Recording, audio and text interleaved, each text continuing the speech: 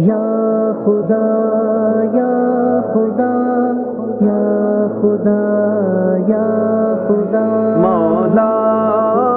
مولا مولا مولا مولا مولا میرے مولا میرے مولا اعوذ باللہ من الشیطان الرجیم، بسم اللہ الرحمن الرحیم۔ ناظرین کرام، السلام علیکم ورحمۃ اللہ وبرکاتہ۔ انشاءاللہ تبارک و تعالی آج ہم لوگ پڑھیں گے شرح میعات عامل کی میں عوامل قیاسیہ کے متعلق۔ عوامل قیاسیہ کے سلسلے میں جو ہے ہم لوگ پڑھ رہے ہیں فعل کے متعلق، ٹھیک ہے، کیونکہ میں نے آپ کو بتا دیا 7 ہوتے ہیں اور ان 7 میں سے جو ہے وہ ہوتا ہے پہلا جو ہے وہ فعل ہوتا ہے، اور فعل جو ہے وہ عامل ہوگا، اور وہ جو ہے فعل مطلقاً عامل ہوگا، چاہے وہ لازم ہو، چاہے وہ متعدی ہو، چاہے وہ ماضی ہو، چاہے وہ مضارع ہو، چاہے وہ منفی ہو، چاہے وہ مثبت ہو۔ المختصر یہ کہ مثبت ہو یا مجعول ہو، معروف ہو، کچھ بھی ہو، المختصر یہ کہ وہ جو ہے عامل ہوگا ہی ہوگا۔ اچھا، جو فعل جو لازم ہوتا ہے وہ اپنے فاعل کو جو ہے وہ رفع دیتا ہے، یہ بات ہم لوگ جان چکے ہیں، اور جو فعل جو ہے نا متعدی ہوتا ہے وہ اپنے جو ہے نا وہ اپنے معمول کو جو ہے وہ اپنے فاعل کو رفع دینے کے ساتھ ساتھ جو ہے وہ اپنے مفعول کو آلت نصبی میں بھی کر دیتا ہے، ٹھیک ہے۔ اچھا، پھر اس کے بعد میں نے آپ کو اس سے پہلے والی ویڈیو جو میں ابھی پڑھانے والا ہوں اس میں نے آپ کو بتایا تھا کہ فاعل کو فعل پر مقدم کرنا، فاعل کو فعل پر مقدم کرنا جائز نہیں ہے برخلاف معمول کے، یعنی آپ مفعول کو تو مفعول کے برخلاف مفعول کے، تو مفعول کو تو آپ کر سکتے ہیں، لیکن فاعل کو فعل پر مقدم کرنا جو ہے وہ جائز نہیں ہے۔ اچھا،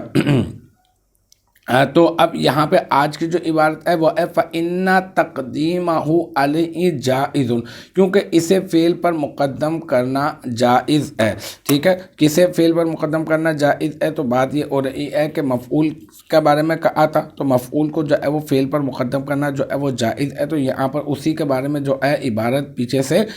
جو ہے نا اسی کا حصہ بن رہی ہے، اور یہ فا جو ہے نا یہ تعلیلی یا ہے، اس کا ترجمہ ہم لوگ کریں گے کیونکہ، تو فَإِنَّ تَقْدِيمَهُ عَلَيْهِ جَائِزٌ، یہاں پر اس کی ترکیب ہم لوگ اس طرح سے کریں گے کہ فا جو ہے یہ تعلیلیہ ہو جائے گا، اور اِنَّ حرف مشبہ بالفعل، اور تقدیم جو ہے نا یہ بن جائے گا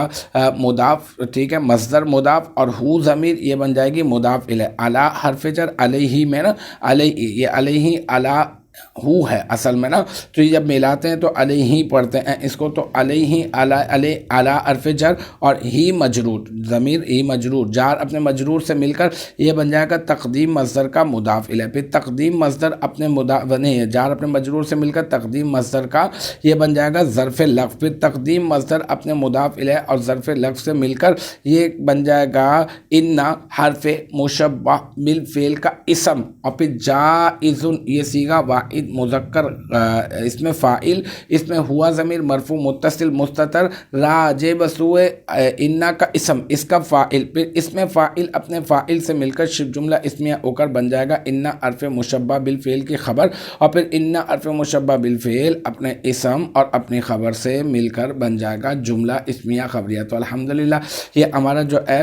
عوامل قیاسیہ کے سلسلے میں جو فعل کے متعلق ہم لوگ پڑھ رہے ہیں، اس سلسلے میں ہمارا پارٹ نمبر 9 بھی اپنے اختتام کو پہنچا۔ مجھے امید ہے کہ یہاں تک کی جو بات ہے وہ آپ کی سمجھ میں آ گئی ہوگی۔ انشاءاللہ تبارک و تعالی نیکسٹ ٹائم اگلی ویڈیو اگلی کلاس کے ساتھ ملاقات ہوگی، جب تک آپ اپنا بہت خیال رکھیے گا۔ وآخر دعوانا ان الحمدللہ رب العالمین۔